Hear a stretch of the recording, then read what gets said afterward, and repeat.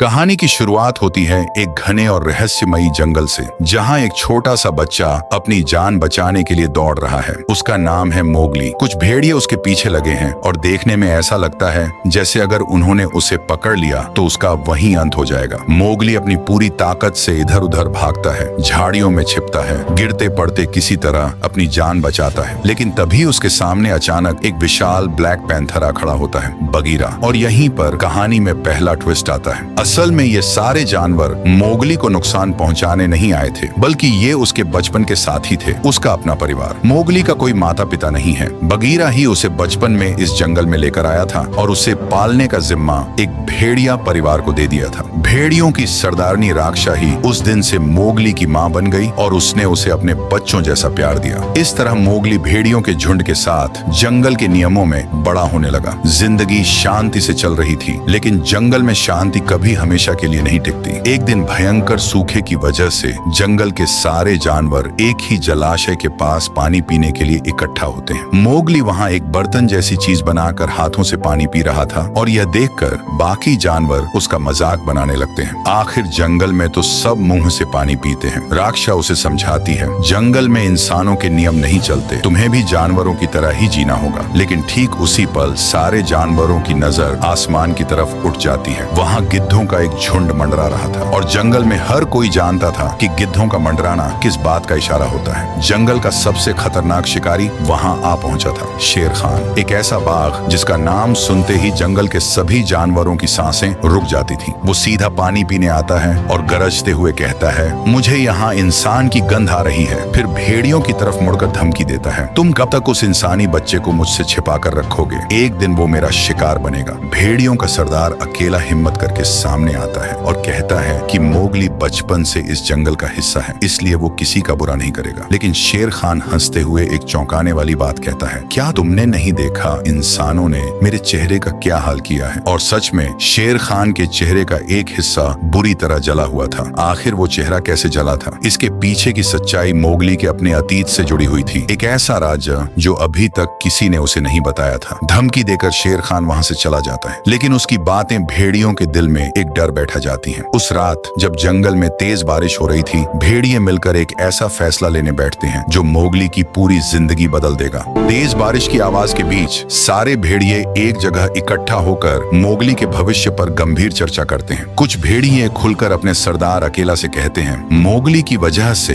हम सब पर कौन सी मुसीबत आ जाए कोई नहीं जानता। ये शब्द जैसे तीर की तरह मोगली के कानों में पड़ते हैं, क्योंकि वो पीछे खड़ा होकर यह सारी बातें सुन रहा था। दुखी मन से वो आगे आता है और कहता है, मैं नहीं चाहता कि मेरी वजह से आप सब पर कोई खतरा आए। मैं यह जंगल छोड़कर इंसानों के गांव चला जाऊंगा। ये सुनकर राक्षा तुरंत उसे रोकती है, क्योंकि कोई भी भेड़िया उसे जाने नहीं देना चाहता था। लेकिन तभी वहां बगीरा आ जाता है। बगीरा गंभीर आवाज में सबको समझाता है, मोगली का यहाँ रहना अब सुरक्षित नहीं है। शेर खान किसी भी पल उसे अपना शिकार बना सकता है, इसीलिए मैं खुद उसे इंसानों के गांव तक पहुंचाऊंगा। काफी सोच विचार के बाद सब इस फैसले पर राजी हो जाते हैं। हालांकि राक्षा का दिल किसी भी हाल में यह मानने को तैयार नहीं था। मोगली अपनी माँ को मुश्किल से समझाता है, सबसे भारी मन से विदा लेता है और बगीरा के साथ एक अनजान सफर पर निकल पड़ता है। लेकिन उसका दिल अब भी अपने परिवार और दोस्तों में ही अटका हुआ था। रास्ते में दोनों एक जंगल से दूसरे जंगल की तरफ बढ़ते जाते हैं। अचानक उनका सामना हाथियों के एक विशाल झुंड से होता है। बगीरा तुरंत मोगली से कहता है, इनके सामने सिर झुका लो। ये जंगल के सबसे शक्तिशाली जीव हैं। इनकी वजह से ही यह जंगल आज तक कायम है। आगे बढ़ते हुए वे एक खुले मैदान के पास पहुंचते हैं और तभी बगीरा अचानक चौंक जाता है, जल्दी छिप जाओ। लेकिन मोगली को कुछ समझ में आने से पहले ही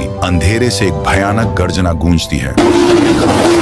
हमला कर देता है। बगीरा किसी तरह मोगली को बचा लेता है और उसे भागने का इशारा करता है, लेकिन शेर खान के सामने उसकी ताकत कुछ नहीं थी। कुछ ही पलों में शेर खान बगीरा को पीछे छोड़कर सीधा मोगली के पीछे दौड़ पड़ता है। मोगली अपनी जान बचाने के लिए जितनी तेज भाग सकता था भागता है। भागते भागते वो कीचड़ के एक गहरे गड्ढे में जा गिरता है। शेर खान लगभग उसे पकड़ ही लेता, लेकिन ठीक उसी पल जंगली भैंसों का एक विशाल झुंड बीच में आ जाता है। मोगली फुर्ती से एक भैंसे के सींग को पकड़ लेता है और उसकी पीठ पर बैठकर वहां से बच निकलता है। गुस्से से बेकाबू शेर खान सीधा भेड़ियों के झुंड के पास पहुंचता है और अकेला को चुनौती देता है, तुम लोगों की इतनी हिम्मत कि मेरे शिकार को भागने दिया। और अगले ही पल बिना किसी चेतावनी के वो अकेला पर हमला कर देता है। दूसरी तरफ मोगली अब भी भैंसे की पीठ पर बैठा आगे बढ़ रहा था। तभी तेज बारिश की वजह से पहाड़ों से मिट्टी और चट्टानें टूट टूट कर गिरने लगती हैं। अपनी जान बचाने के लिए मोगली नदी में छलांग लगा देता है और एक लकड़ी के तने को पकड़कर बहता चला जाता है, दूर, बहुत दूर, एक ऐसे जंगल की तरफ जिसे उसने पहले कभी नहीं देखा था। पीछे जंगल में शेर खान ने अपना पहला वार कर दिया था, लेकिन मोगली को अभी पता नहीं था कि उसका सबसे अपना दोस्त अब इस दुनिया में नहीं रहा।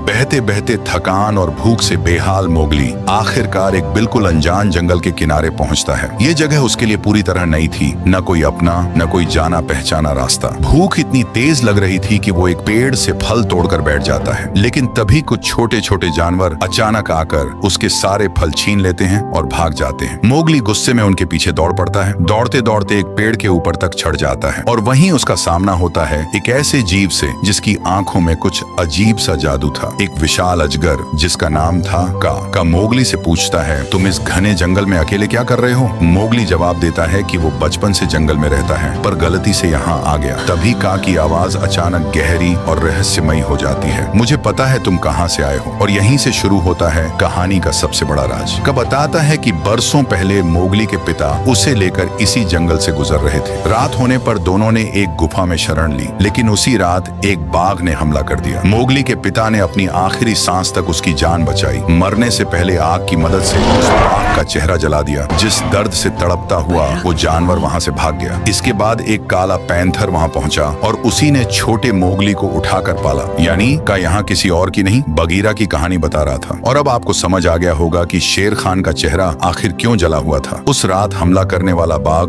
कोई और नहीं, शेर खान खुद था। लेकिन कहा कि यह मीठी आवाज दिल में रहना चाहते हो धीरे धीरे मोगली को सम्मोहित करने लगती है। असल में उसका असली इरादा कुछ और ही था। वो मोगली को अपना शिकार बनाना चाहता था। धीरे धीरे वो उसे अपने विशाल शरीर में जकड़ लेता है और जैसे ही वो उसे निगलने ही वाला होता है तभी अंधेरे से कोई तेजी से आकर का पर हमला कर देता है। मोगली की जान बच जाती है, लेकिन सम्मोहन का असर अभी भी उस पर छाया हुआ था और वो बेहोश हो जाता है। कुछ समय बाद जब उसकी आंख खुलती है तो वो अपने सामने एक विशाल भालू को देखता है। मोगली डर के मारे पीछे हटता है, लेकिन वो भालू मुस्कुराते हुए कहता है, डरो मत, मैंने ही तुम्हारी जान बचाई है। उसका नाम था बालू। और आगे बालू जो बात कहता है वो मोगली की जिंदगी में एक नया मोड़ लेकर आने वाली थी। बालू मुस्कुराते हुए मोगली से कहता है, मैंने तुम्हारी जान बचाई है तो अब तुम्हें भी मेरे लिए एक काम करना होगा। मोगली हैरानी से पूछता है, कौन सा काम? बालू जवाब देता है, मुझे मधुमक्खियों के छत्तों से शहद चाहिए। असल में बालू को शहद खाना बहुत पसंद था, लेकिन उसे खुद ऊंचाई से बहुत डर लगता था, इसलिए वो कभी ऊपर चढ़कर शहद निकालने की हिम्मत नहीं कर पाता था। चूंकि बालू ने उसकी जान बचाई थी, मोगली उसका एहसान चुकाने के लिए राजी हो जाता है। यहाँ से मोगली अपनी इंसानी समझदारी का कमाल दिखाता है। वो पेड़ों की बेलों से मजबूत रस्सियां बनाता है, ऊंची चट्टानों पर चढ़ जाता है और बालू के लिए ढेर सारा शहद निकाल कर लाता है। शहद देखकर बालू खुशी से झूम उठता है। मोगली नीचे उतरकर हंसते हुए कहता है,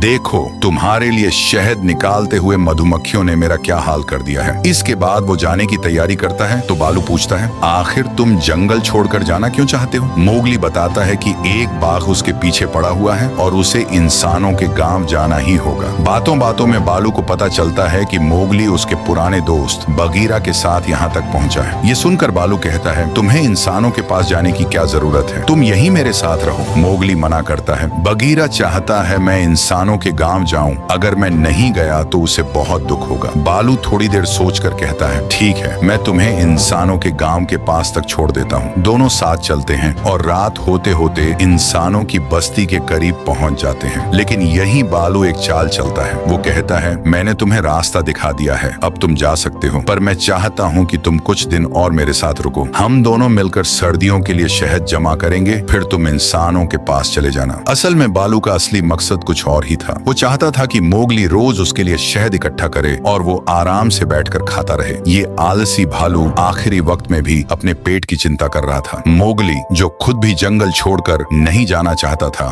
फौरन राजी हो जाता है। अगले दिन से वो बालू के लिए तरह तरह के औजार बनाकर मिलकर शहद इकट्ठा करने लगता है और धीरे धीरे दोनों की दोस्ती बहुत गहरी हो जाती है। वो साथ गाने गाते हैं, नदी में खेलते हैं, हंसी मस्ती करते हैं। लेकिन इस खुशी के बीच एक ऐसा शख्स उनकी तरफ बढ़ रहा था जो यह सब देखकर गुस्से से आग बबूला होने वाला था। एक दिन अचानक वहां बगीरा आ पहुंचता है। मोगली अपने दोस्त को देखकर खुशी से झूम उठता है और बगीरा भी उसे सुरक्षित देखकर राहत की सांस लेता है। लेकिन बगीरा की खुशी ज्यादा देर नहीं टिकती। वो देखता है कि मोगली रोज रोज बालू के लिए शहद इकट्ठा कर रहा है और यह देखकर वो गुस्से से भर जाता है। वो सीधा बालू पर बरस पड़ता है। तुम जिंदगी भर कोई काम नहीं करते और अब एक छोटे बच्चे से ये सब करवा रहे हो, तुम्हें शर्म नहीं आती? बालू बेशर्मी से हंसते हुए कहता है, अरे भाई इतना गुस्सा मत हो, मोटे लोगों की परेशानियां तुम क्या समझोगे, आओ थोड़ा शहद खा लो। बगीरा सख्ती से मना कर देता है और ऐलान करता है कि कल सुबह ही वो मोगली को यहाँ से लेकर जा रहा है। ये सुनकर मोगली उदास हो जाता है। उस रात जब सब सो रहे थे, मोगली को बाहर से हाथियों की डरी हुई आवाजें सुनाई देती हैं। वो बाहर निकलकर देखता है कि बहुत सारे हाथी एक गहरे गड्ढे के आसपास परेशान खड़े हैं। सम्मान से सिर झुकाकर वो पास जाता है और देखता है एक छोटा हाथी उस गड्ढे में गिरा हुआ है,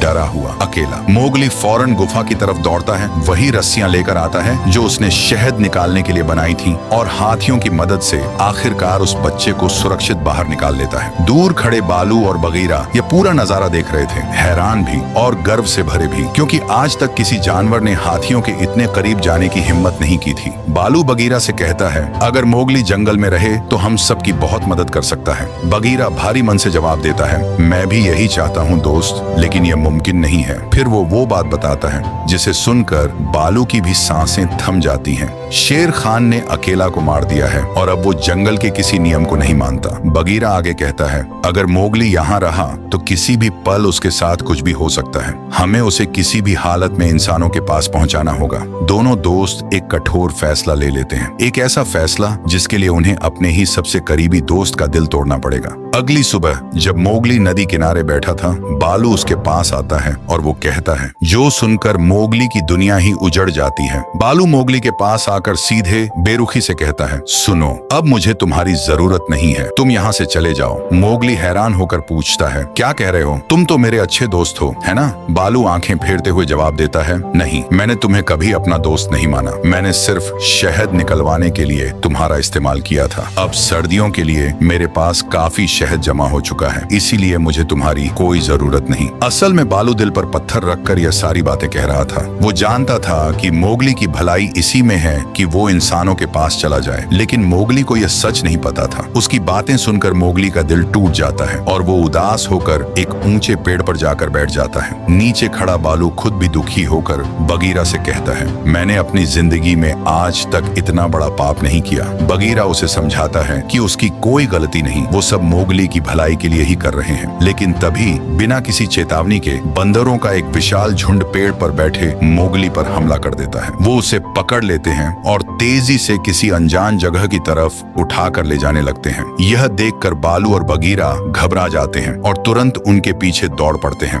बंदर मोगली को लेकर जंगल पार करते हुए एक विशाल पहाड़ की तरफ बढ़ते हैं और उसे एक पुराने खंडहर नुमा महल के अंदर ले जाते हैं। जब बालू और बगीरा पहाड़ के नीचे पहुंचते हैं, बगीरा कहता है, तुम्हें ऊंचाई से डर लगता है, तुम यहीं रुको, मैं ऊपर जाकर मोगली को बचाता हूँ। लेकिन बालू अब मोगली से सच्चा प्यार करने लगा था, इसलिए वो अपने सबसे बड़े डर को पीछे छोड़कर पहाड़ पर चढ़ने का फैसला करता है। दूसरी तरफ बंदर मोगली को महल के अंदर ले जाते हैं, जहाँ उसके सामने आता है बंदरों का ताकतवर राजा किंग लुई। वो मोगली को गौर से देखते हुए कहता है, आखिरकार तुम मेरे सामने आ ही गए। असल में किंग लुई को यकीन था कि हर इंसान आग जलाना जानता है और इसी वजह से उसने मोगली को यहाँ बुलवाया था। जंगल के सभी जानवर आग से डरते थे। वो उसे रेड फ्लावर कहते थे क्योंकि आग के सामने कोई भी जानवर टिक नहीं सकता। किंग लुई कहता है, मेरे पास ताकत है, बुद्धि है, दौलत है, खाना है, लेकिन फिर भी कोई मुझे जंगल का सबसे शक्तिशाली राजा नहीं मानता। जिस दिन मेरे पास रेड फ्लावर आ जाएगा, पूरा जंगल मेरे आगे झुक जाएगा। मुझे आग बनाना सिखाओ। मोगली बार बार समझाने की कोशिश करता है कि उसे आग बनानी नहीं आती, लेकिन किंग लुई उसकी एक बात मानने को तैयार नहीं। ठीक उसी वक्त पहाड़ पर हांफते कांपते बालू और बगीरा आखिरकार महल के करीब पहुंच चुके थे और अब शुरू होने वाला था एक ऐसा दांव जो मोगली की जान बचा भी सकता था और खत्म भी कर सकता था। किंग लुई की बात न मानने पर वो गुस्से में मोगली को जोर से धक्का दे देता है और ठीक उसी पल बालू पीछे से महल में पहुंच जाता है। वो मजेदार हरकतें करके सारे बंदरों जानवरों का ध्यान अपनी तरफ खींच लेता है और इसी मौके का फायदा उठाकर बगीरा दूसरी तरफ से चुपके से अंदर आ जाता है और मोगली को इशारा करता है कि वो उसके साथ भाग जाए। मोगली धीरे धीरे वहां से निकलने ही लगता है कि एक छोटा बंदर उन्हें देख लेता है और जोर से चिल्लाने लगता है। अगले ही पल किंग लुई सब समझ जाता है और गरज कर आदेश देता है, उन्हें पकड़ लो। सैकड़ों बंदर बालू और बगीरा को चारों तरफ से घेर लेते हैं और दोनों पूरी ताकत से उनका मुकाबला करने लगते हैं। भागो मोगली, हम इन्हें रोकते हैं। यह सुनकर मोगली वहां से भागने लगता है, लेकिन किंग लुई खुद उसके पीछे दौड़ पड़ता है। वो लगभग पकड़ ही लेता, लेकिन अपने विशाल शरीर की वजह से तेजी से आगे नहीं बढ़ पाता। भागते भागते मोगली चिल्लाकर पूछता है, मैंने तुम्हारा क्या बिगाड़ा है? तुम मेरे पीछे क्यों पड़े हो? किंग लुई जवाब देता है, मुझे रेड फ्लावर दे दो, मैं तुम्हें शेर खान से बचा सकता हूँ। मोगली गुस्से में कहता है, मुझे तुम्हारी जरूरत नहीं, मुझे अकेला बचा सकता है। और तभी किंग लुई एक ऐसी बात कह देता है जो मोगली की दुनिया हिला देती है, अकेला को तो शेर खान पहले ही मार चुका है। ये सुनते ही मोगली जैसे भीतर से टूट जाता है। उसे यकीन ही नहीं होता कि अकेला अब इस दुनिया में नहीं रहा। उसकी आंखों में दर्द साफ झलकने लगता है, लेकिन अगले ही पल वो खुद को संभाल कर वहां से भागने की कोशिश करता है। ठीक उसी वक्त किंग लुई फिर से मोगली के बहुत करीब पहुंच जाता है। लगता है अब वो उसे पकड़ ही लेगा, लेकिन तभी मोगली खिड़की से छलांग लगाकर एक पेड़ की तरफ कूद जाता है। किंग लुई भी उसे पकड़ने के लिए खिड़की से बाहर निकलने की कोशिश करता है, लेकिन उसका शरीर इतना विशाल था कि वो निकल नहीं पाता और अगले ही पल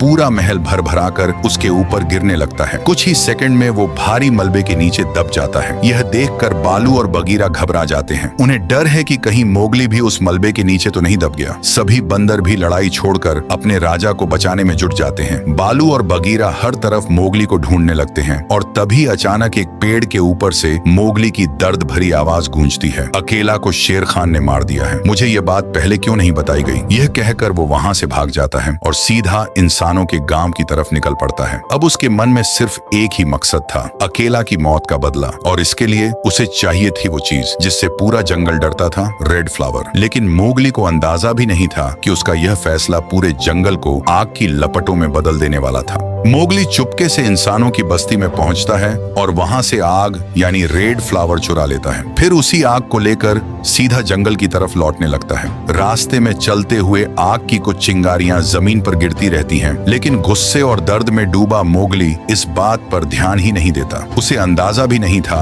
कि यही चिंगारियां थोड़ी ही देर में पूरे जंगल को आग में बदल देंगी। आखिरकार मोगली उसी जलाशय के पास पहुंचता है जहां शेर खान ने पहली बार उसे मारने की धमकी दी थी। वो जोर से चिल्लाता है, मैं तुमसे नहीं डरता शेर खान, अगर हिम्मत है तो सामने आओ। उसकी आवाज सुनकर जंगल के सारे जानवर वहां जुटने लगते हैं और तभी शेर खान भी वहां पहुंच जाता है। वो सबके सामने चालाकी से कहता है, देख लिया तुम सबने, इस इंसानी बच्चे ने पूरे जंगल में आग लगा दी है। यह सुनकर सभी जानवर डर कर मोगली को शक की नजर से देखने लगते हैं। यहाँ तक कि छोटे छोटे भेड़िए भी उससे दूर हट जाते हैं। अपने ही दोस्तों को अपने से डरते देख मोगली का दिल टूट जाता है। गुस्से और दुख में वो अपने हाथ की आग पानी में फेंक देता है और शेर खान बस इसी पल का इंतजार कर रहा था। वो मुस्कुराते हुए कहता है, अब तुम्हें मुझसे कोई नहीं बचा सकता। लेकिन ठीक उसी पल बालू आगे बढ़कर मोगली के सामने खड़ा हो जाता है। जब तक मैं जिंदा हूँ मोगली का कोई कुछ नहीं बिगाड़ सकता। उसके पीछे बगीरा, फिर राक्षा और धीरे धीरे जंगल के सारे जानवर मोगली के साथ आकर खड़े हो जाते हैं और यहीं से शुरू होती है आखिरी सबसे बड़ी लड़ाई। बालू सबसे पहले शेर खान पर झपटता है, लेकिन उसकी ताकत के सामने टिक नहीं पाता। एक एक करके सारे जानवर लड़ाई में उतर आते हैं। मोगली भी आगे बढ़ने की कोशिश करता है,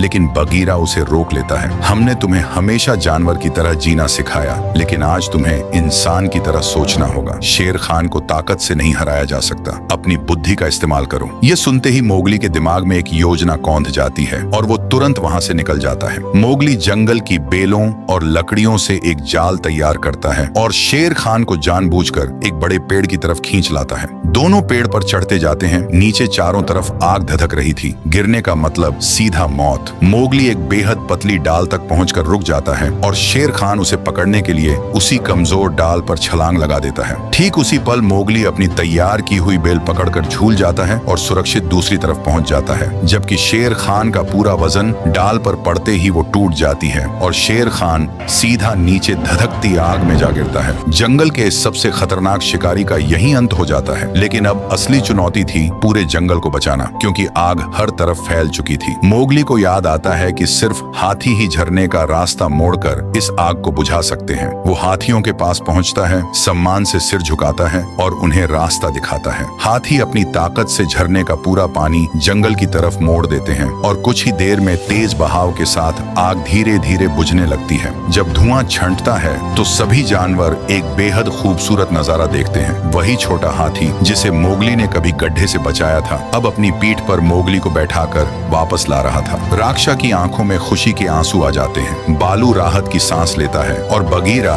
गर्व से मोगली को देखता है, क्योंकि आज मोगली ने साबित कर दिया था कि वो सिर्फ इंसान नहीं, इस जंगल का भी एक हिस्सा है। समय बीतता है, जंगल में फिर शांति लौट आती है और मोगली अपने परिवार और दोस्तों के साथ उसी जंगल में खुशी खुशी रहने लगता है। कहानी के आखिरी दृश्य में बालू अब बेफिक्र होकर पेड़ की ऊंची शाखा पर बैठा मुस्कुराते हुए कहता है, हाँ, यही तो जिंदगी है, खाओ पियो और मजे करो। और इसी खूबसूरत पल के साथ ये शानदार कहानी समाप्त हो जाती है। दोस्तों, आपको ये कहानी कैसी लगी कमेंट में जरूर बताना और लाइक एंड सब्सक्राइब करना मत भूलिएगा।